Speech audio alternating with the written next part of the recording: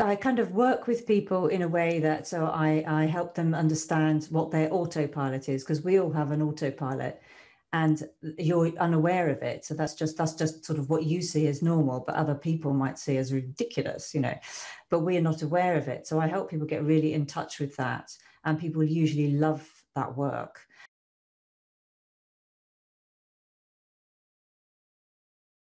Welcome, everybody. I'm so excited to have Caroline Stagg with us today. And we're going to talk about when you can't tell whether you're working or playing, that's when you're there. Welcome to the show, Caroline. Thanks so much for joining us today. Thanks so much for having me. I'm looking forward to it. It's good to share with you. So Caroline helps leaders and those who aspire to lead to do so with balance in their lives and to spend times with their family and make time for themselves. So this is so aligned with what we do. She shares skills that support leaders to help with inspiration, drive, and compassion, and create the needed space for themselves and their families to thrive. She has a degree in behavioral psychology from the University of London. She's spent time working as a journalist in Australia and a 14-year career in corporate media, as well as doing pro bono work for charities and nonprofit organizations. So much of what she's done, as I learned from talking about her in the pre-interview, is that who she is and her journey is really aligned with our whole conversation today. So what I like to do is just start out. Caroline, would you tell people a little bit about your story, just going back to learning from your dad as an entrepreneur and how that's gotten you where you are today? Yeah, thanks. So yeah, my dad was I suppose my parents kind of came from sort of quite poor backgrounds, and when they got together, they obviously had made a decision, I think, to become someone. They sort of moved away from the family and they went out on their own, and they chose to live in a different town. And they were both very kind of committed to creating a good lifestyle for themselves because of what they'd grown up with. And definitely, when I was growing up, work was a big part of my dad's life. Particularly, my mum always worked as well. And so I, just grew up with that around me. And I, obviously didn't think anything of it. But as time went on and we would move house occasionally for my dad's work, I could see that, my mum gave up quite a lot of her friendships in order to, when we moved house. And for me, and I was about 7, we moved, that was a bad move. And my dad always realized it was a bad move, but they never did anything about it. And I just think, so there were like loads of times there was stress in the house. My dad would get up really early. He'd be gone normally before I woke up. And then quite often in the evening, he would get up to the driveway and fall asleep in the car because he was so exhausted. And I'd be sent out to go and get him, to go and get him out of the car because his dinner's going cold. And as and that went on. And so there were those pressures. And my dad did try to get into golf and things like that to have other interests, but really, he would just sit in the on the sofa in our living room, and he'd be sort of like drawing out like engineering things, trying to make. So it's just always working basically. And then what happened was that my dad got ill, and he was so focused on business and on making the business work and everything, and taking so much on himself that he didn't realize that he'd become ill. And so one day when I came home from school, he'd been in bed because he had pains in his stomach or something. And when I got home, he wasn't in the bed, and I didn't know what had happened to him. I didn't know, but it turned out that his spleen, he was diagnosed with leukemia, and his spleen had grown to something, I don't know, 4 or 5 times the size it's supposed to be. And so that was a sort of major drama. It was a really big event in my family. But as things happened, he was one of the lucky ones, and he got another 30 years after that, or that we could not have predicted. So he had another 30 years after that. And he stepped back from being like the managing director of his company, and he started playing more golf. And he really did. And then they went on better holidays and things like that. They really kind of got their relationship back. And, it was great that he had that time, because it could so easily have gone the other way. And so watching that, I kind of I just took on all that stuff that, you have to work really hard. And, and his mottos were things like, if a thing's worth doing, it's worth doing properly. And if it's worth doing properly, you might as well do it yourself. All of that kind of stuff. So I said, you pick all that up when you're a child because you just have an open mind. But I didn't realize that was what I was doing. And so I went off to university and I worked. So I did my degree in psychology, and then I worked in media for a long, long time. And as time went on, I found that I was enjoying it less and less. It was more of a struggle. I had 2 children. It was, things, it's the same for so many people. You feel stretched, and you just, life isn't quite how you imagined it, and there's a lot of pressures, and you're working and all of that stuff. And so it was quite funny when my dad turned around to me one day and said, Caroline, nobody ever said on their deathbed that they wish they spent more time in the office. So I just thought that was hilarious coming from him. But yeah, so and then what happened was that both my parents got ill. So my dad had been ill, but he'd been okay. And then my mum had a massive stroke, and that just changed everything. And then, so I just had a completely different perspective on life. So I had to do, me and my brother, who was, equally involved, had to look after them a lot. And then, because, within sort of a couple of years of them both being ill, they had both passed on. And so I just realized that, actually, okay, there's nothing, I don't have to, this is a moment, for me to take a step back and think, what is it that I want to do? Because I don't, and there's no one watching me now. They're not, I'm not going to get any criticism or any, oh, that's a bit odd, or, whatever that, it's just like, that is freedom. Then if that's what you have, after all the sorrow and sadness, that is freedom. So I think, what do I want to do? And I really, I had worked so hard, and I didn't really know, I had to really kind of push myself. I remember just sort of sitting there, kind of, what could it be? What could it be? Also, sort of still trying hard to work out what would it be. But fortunately, I got in touch with my psychology roots again. And so then I started to see how, together with my corporate career, and with, changing careers myself, I could see that there was work I could do here, and that maybe what I could do in sharing the story of my family would be to help people become more aware of how that story is also their story potentially, and how you do have options. There are options, and I've made a break and changed what I was doing, and so if I can do it, then anybody can do it.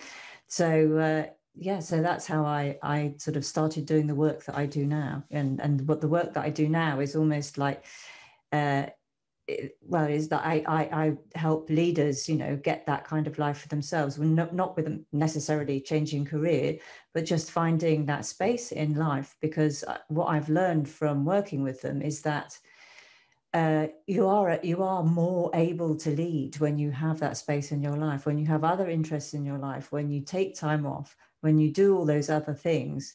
That does make you better at your job, as opposed to just only having that one outlet for all your energy, and not spending time with the people that you love and the friends that you've made and now never see, and all of that, So I've sort of put together some tools and things that can help people understand, how they can make that happen.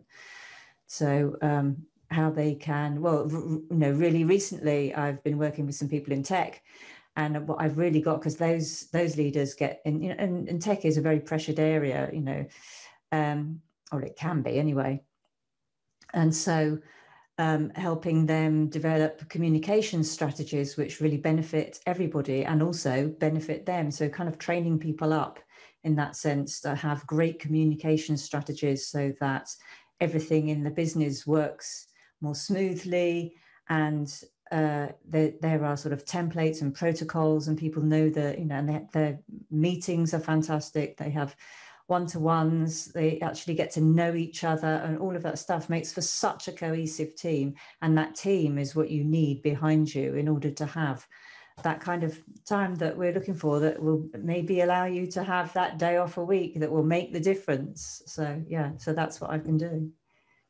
There's so much there. I think very often people believe it needs to be dramatic.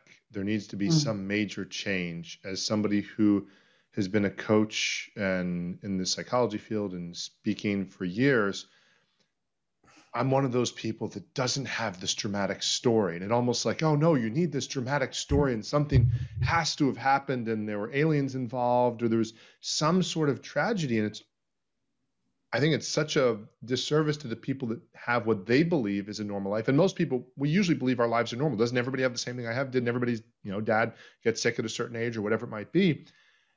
And I think the thing that people miss is so much of this shifting of life-work balance, work-life balance, harmony, whatever you want to call it, does not require changing jobs. And that's one of the things I try to tell people is it's great to have an ideal to say, yes, I'd like to work a 4-day work week. I'd like to have a 3-day weekend. I'd like more vacation time. I'd like to make more money.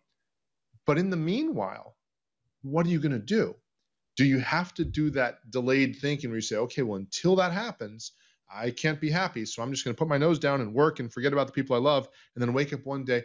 It's so common. It's been done so many times. It's a tired movie line that's been done so many times, the plot line. And yet we keep doing it. And so one of the things that I think is very reassuring, and what I invite anybody that's even listening now is today can be the day that you decide, okay, I'm going to do one thing different.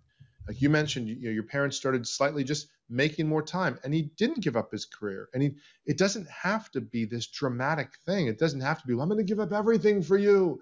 And then, go on without me, like this really dramatic thing. It can just be, oh, okay, I'm going to take time to have a half hour and just be present at dinner with my family. Something so simple can be the starting point.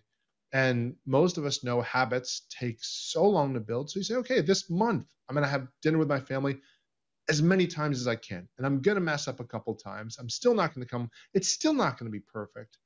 And you mentioned so much of that perfectionistic thinking. Maybe share a little bit, if you don't mind, when you work with people who are trying to make a shift, how does perfectionistic thinking, you mentioned kind of a little bit of yourself or being hard on yourself or expecting everything, as you said, your dad, it's interesting connection your dad made from if it's worth doing well, it's worth doing well.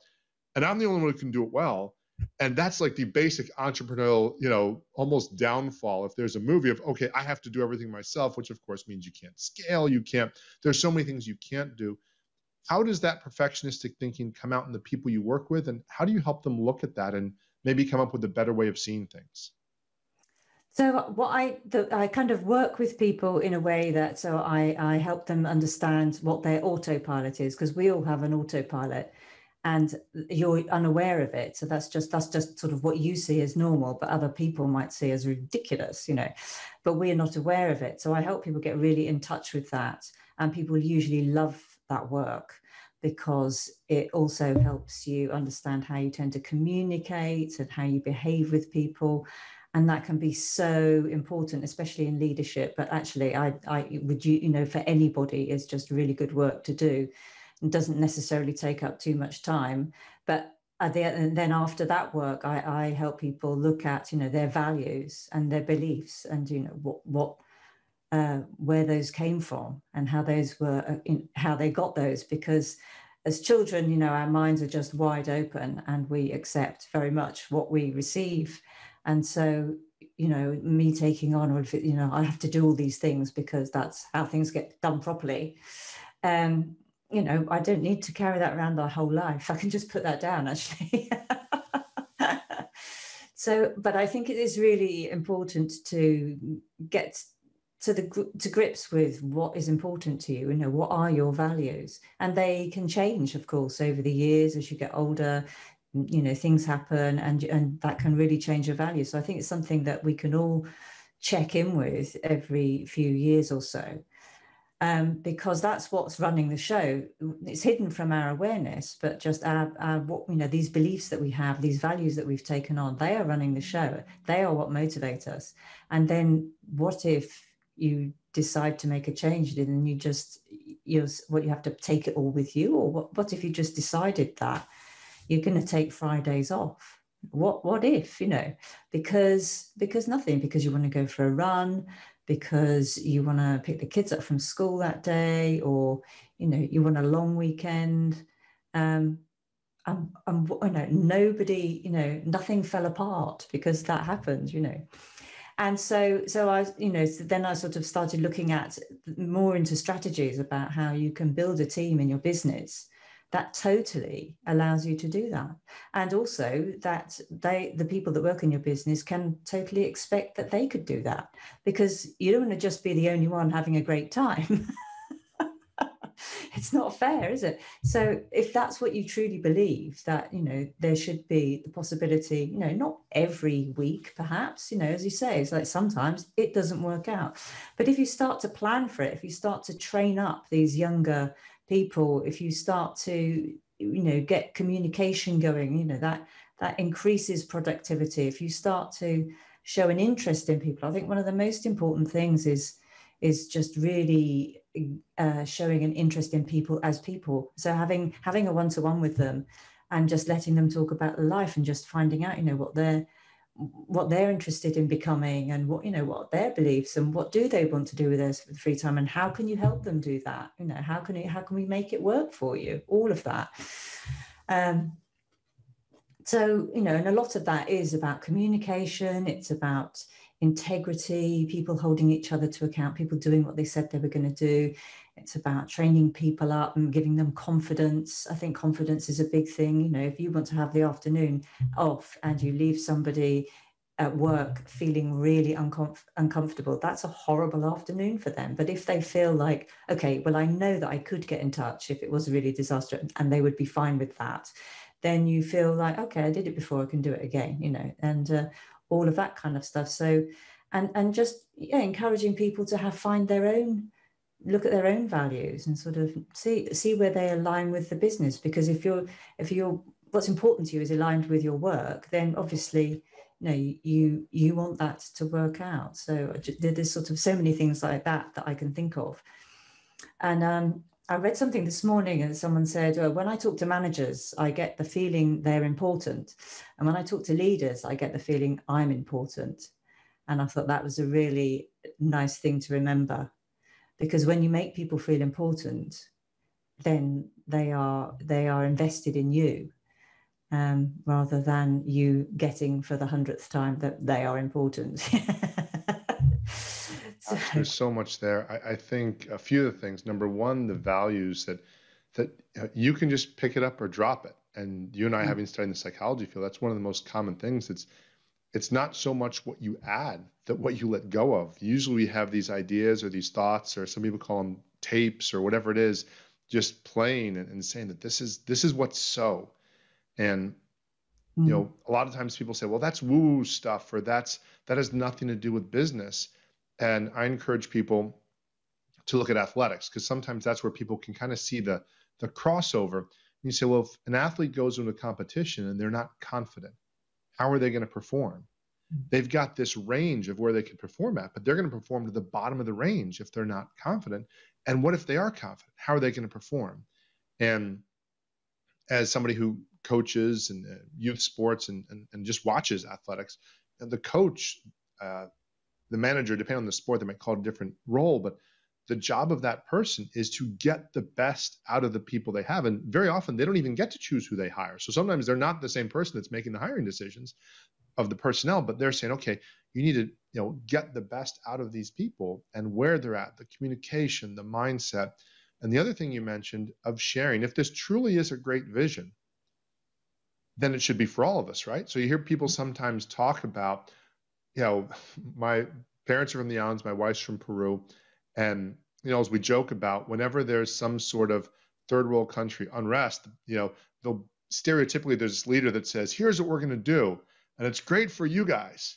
For me, not so much. I'm going to still have the big house and the this and that. But for you guys, here's what's awesome.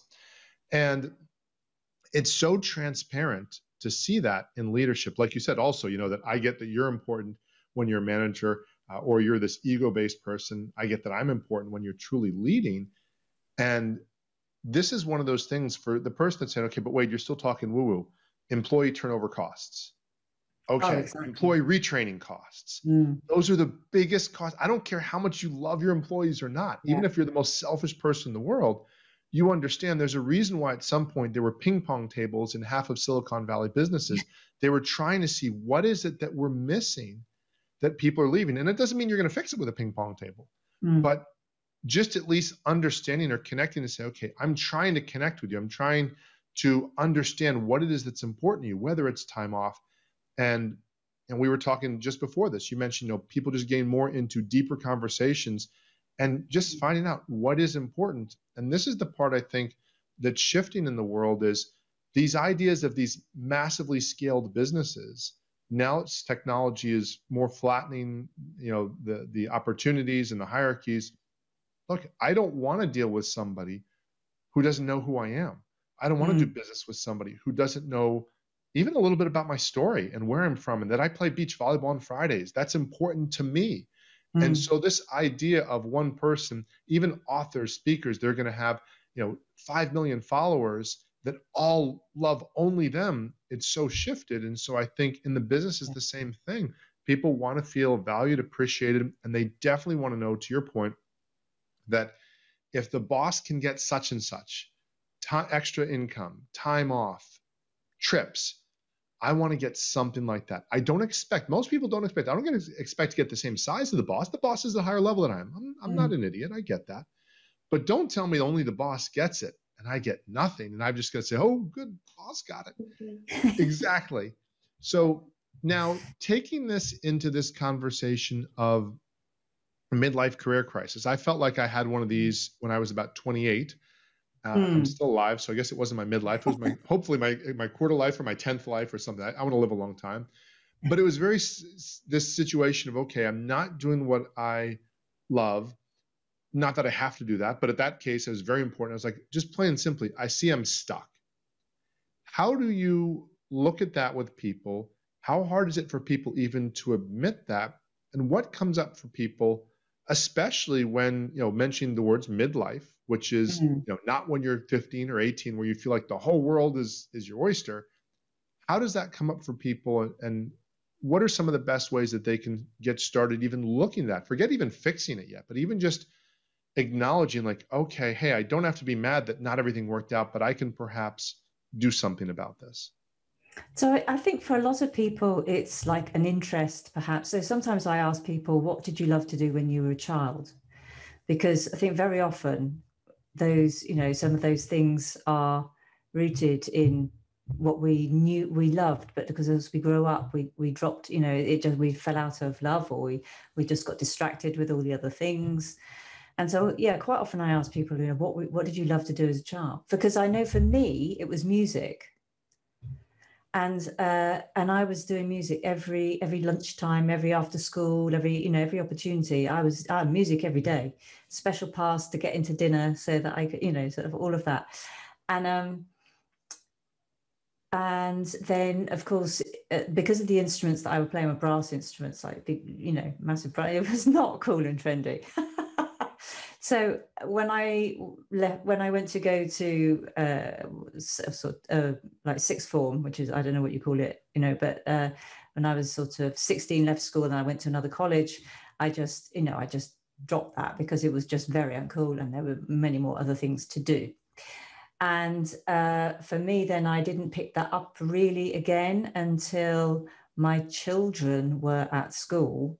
And through the music that they were doing at school, I got hooked up in that, and they did some adult sessions. I got hooked up in that, and that ended up being, I suppose, the last big event. I was in a film, the remake of Peter Pan. I played in Rio Carnival. I've been across Europe in doing all sorts of things like that.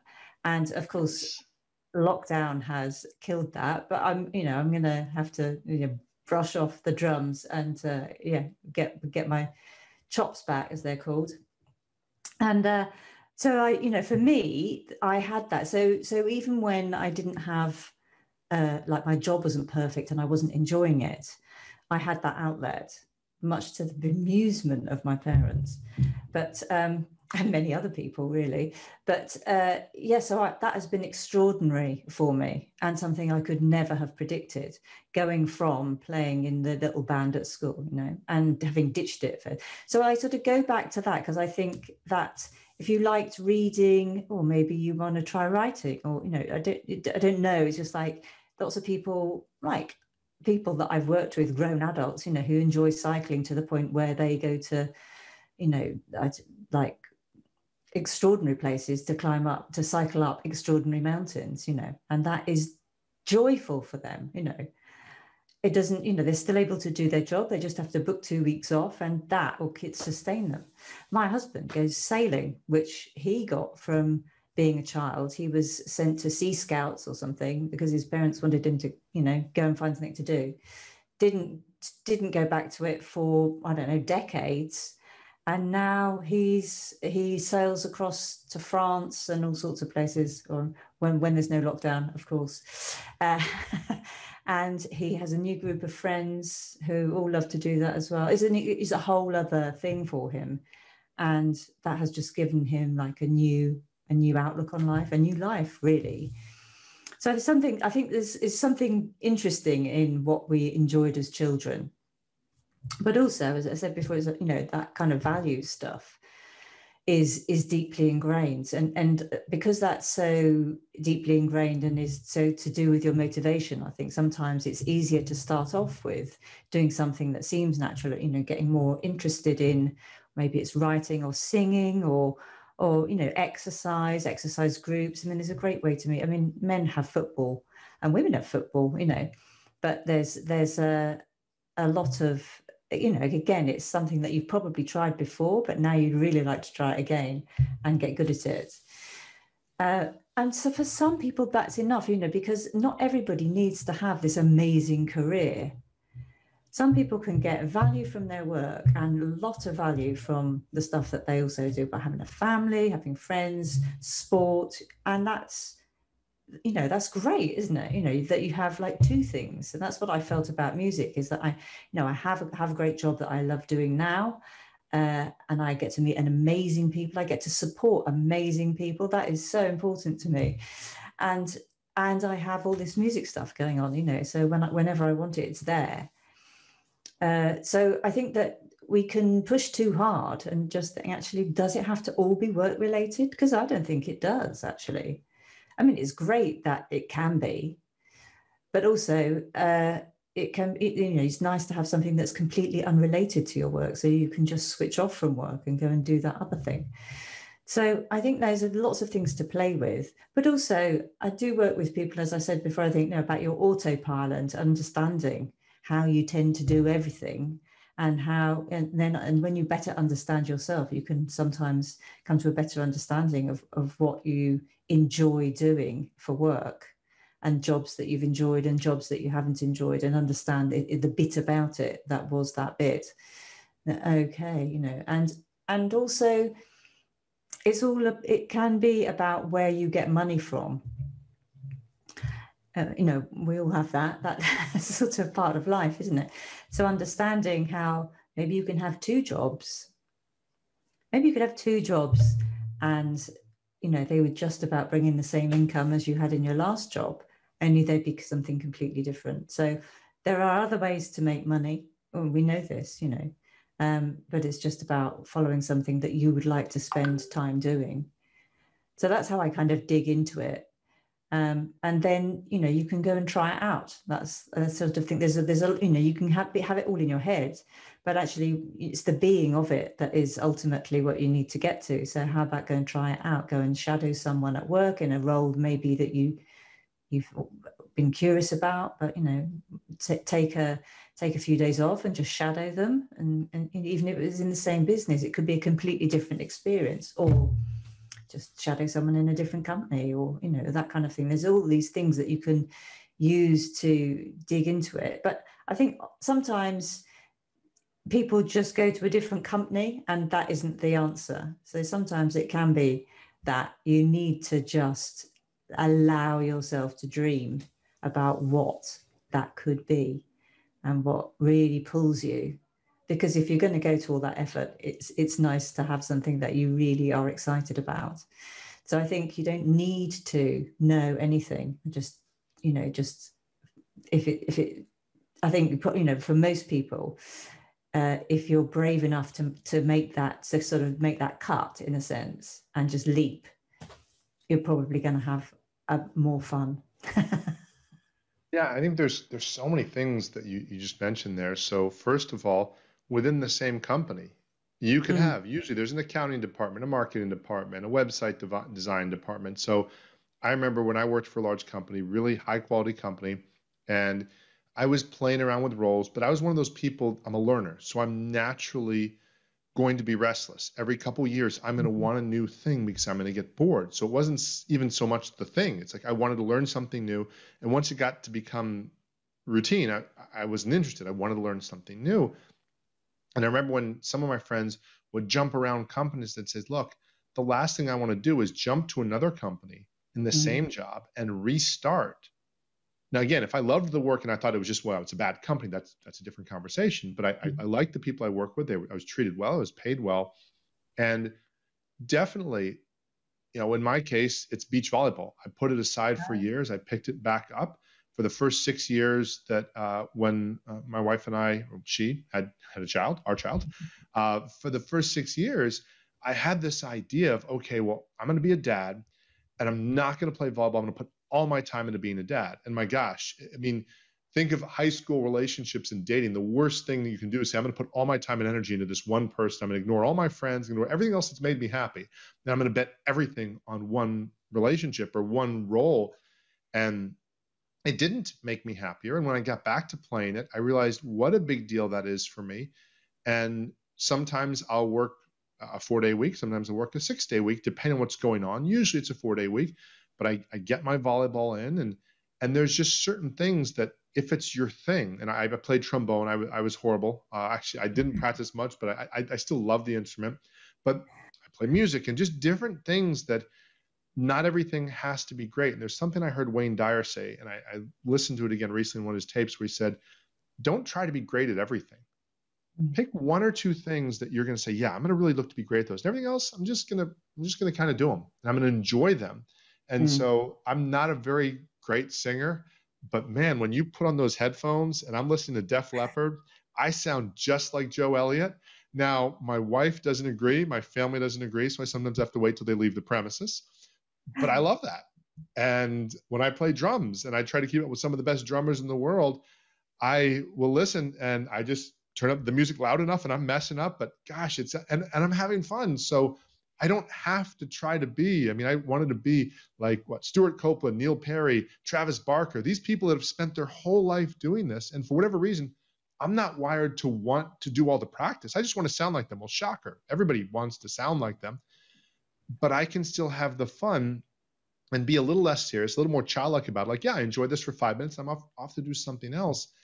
And I think there's so much to what you said of that, of a lot of times we just need a little variety. You watch so many things about people. We need hope. We need shifts, but usually it's anchored in either connecting with some person or people or some activity that we love. And so again, like you said, whether it's inside work, outside of work, we still need to pay the bills. And that's probably the biggest thing I think that people say, well, I'm just going to all of a sudden become irresponsible. Say, whoa, slow down.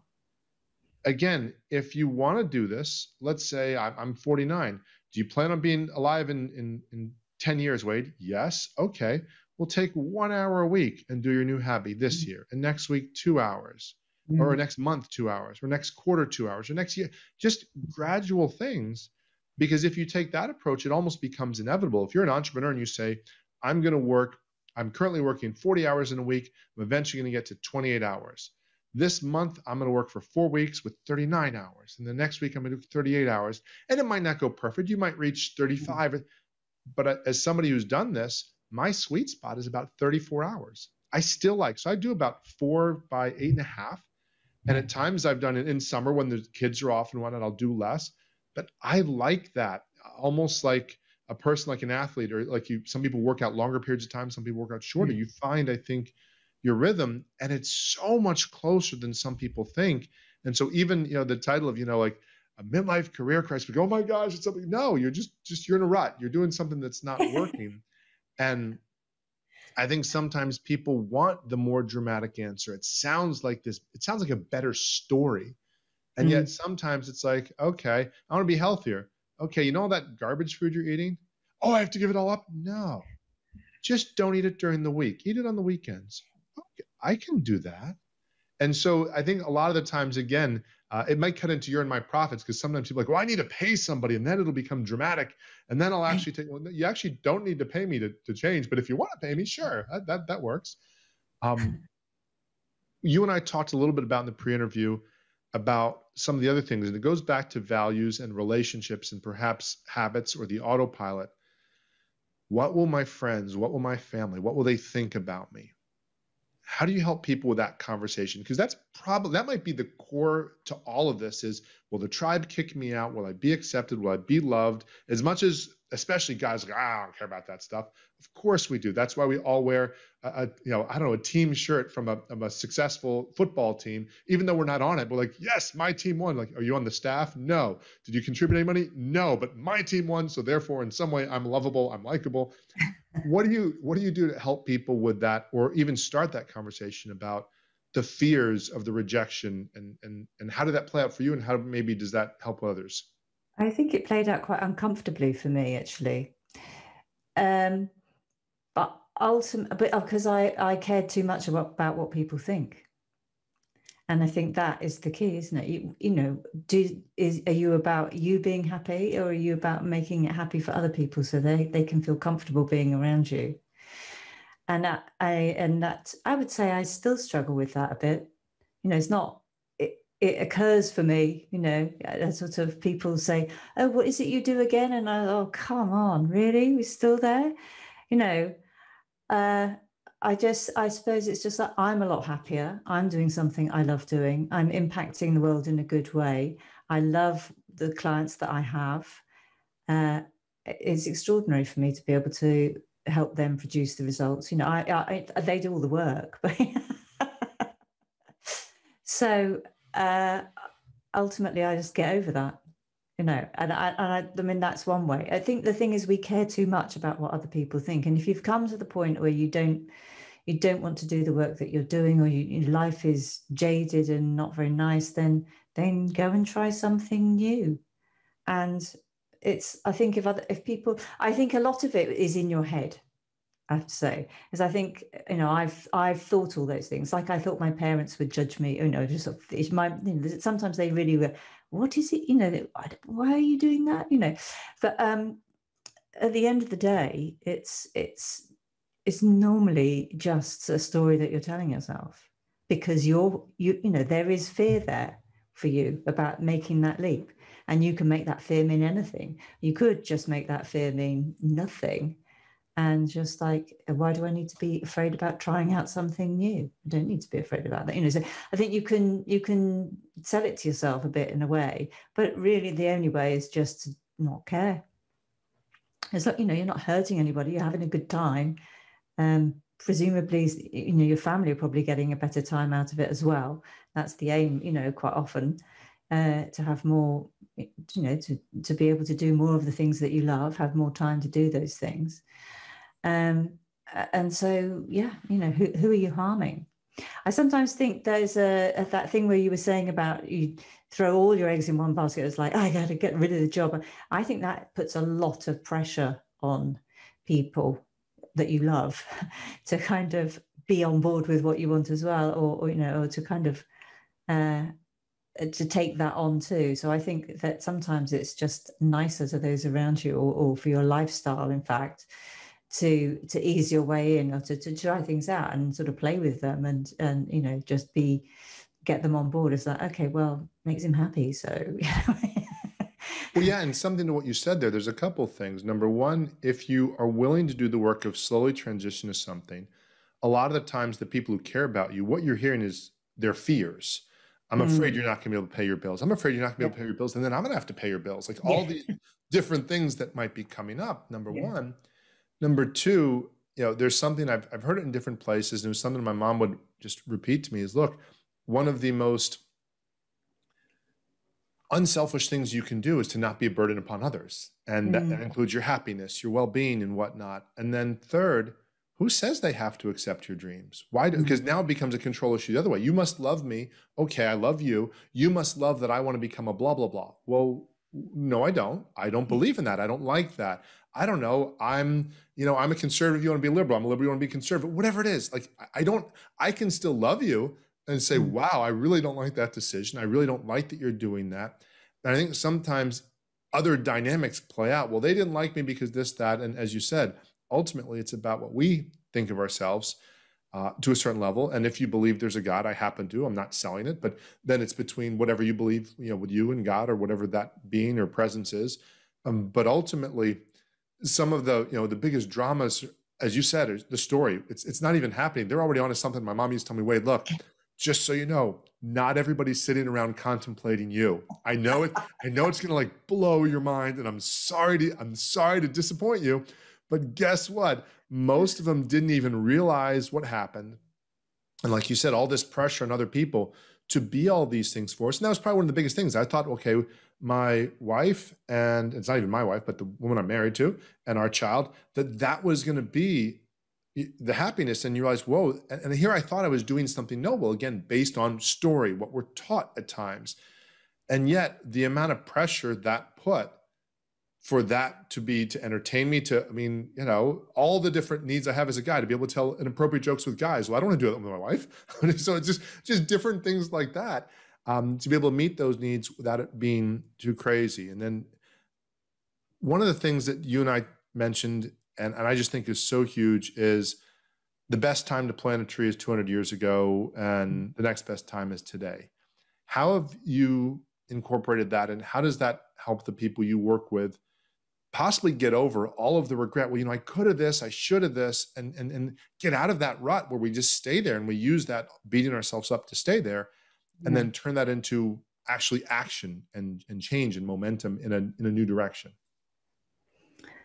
So I think it can be, you can make it can be a simple thing, or it can be a big thing. Yeah.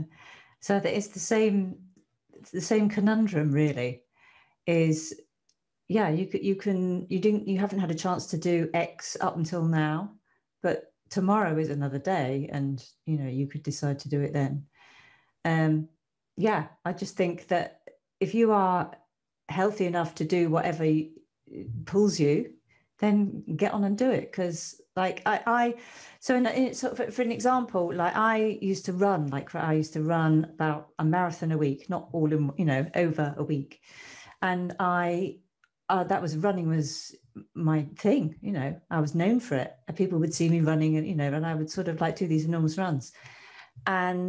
And I couldn't imagine what it would be like if I couldn't run. It was so important to me. It just made me feel so amazing. I used to run out to the Olympic Village and I would run back. And then I damaged my foot and I couldn't run anymore. And, that was a kind of, and actually I'm fine with that. So, I've just found other things to do. I do a lot of cycling. I do a lot of HIIT workouts for that. I'm still very sort of healthy and fit, but I'm also doing other things. And so it was almost like I was on an autopilot with that. I am a runner, but I don't know how I got to that, because I was quite unfit. It was just like, I'm going to, not like, was it called couch to 5K or something, whatever people do. It was sort of like that. It started off, and then it just became this overwhelming thing, and I would just run for miles. And actually what I noticed was, God, I have all this time on my hands. I don't have to run every other day, So I think there's so much there. Is just start. If you don't like it, just stop. But if the more you do it, the more you get into it, then you may well find that you enjoy it more. It's like any, so many people thinking at the moment about getting fitter because they've been sitting around so much. It's like, if you don't find a way that works for you, if that's what you want to do, if there's something that you want to do, or just run because, it's great to be outside. So I think, you don't, again, it's like, it doesn't have to be dramatic, and you don't have to do like I did and go running so much that you break your foot and then you can't go anymore. You can just do it as you don't have to be brilliant at it. You just have to enjoy it. And that's all there is. Yeah. Yeah, I think that's the thing too. And both of us are in the coaching field, and there are people that'll sometimes, some people right now are going to listen to this and that'll be what shifted them. And some will say, no, I have to actually hire a coach. And then when I can hire a coach, the story they're going to tell themselves that then when I've actually paid enough to the coach, well, again, gladly take your money. But at the end of the day, I actually would prefer if it's something simple, just go do it and send somebody else my business to me that actually needs the help or whatnot. So again, our story of what it needs to look like. And sometimes, of course, people do need coaches. That's why you and I do our work. But it doesn't always have to be so complex. Thank you so much. Where can people find out more about your work and get in touch with you and connect with what you're up to? So I'm on all the normal channels. So I'm on LinkedIn, Twitter, Instagram. My email address is caroline@carolinestagg.co.uk. There's 2 G's in Stagg, as I've had to say my entire life. Stagg with 2 G's. But I just kept it really simple. So I just call it Caroline Stagg. So on Facebook, Instagram, you name it, wherever, I've just kept it the same name. So if you go onto most social media platforms and you put my name in, then that'll be me. So that's right. My website is carolinestagg.co.uk. Awesome. Thank you so much for sharing your perspective. I know one of the things that I really love is, and I think we did this today, was have a conversation where people can kind of hear some of the parts of what's going on in their own head. Because there's a lot of things you say, like, yeah, I've thought that, I've done that. And again, encourage people, while both of us have fancy degrees and different things, it doesn't have to necessarily be fancy. Sometimes it can be taking a step forward. So thank you again so much for coming out, Caroline. And to everybody listening, as always, look forward to helping you create the life and the lifestyle you most enjoy so you can better have fun with your family, your friends, and your journey. Thanks for listening.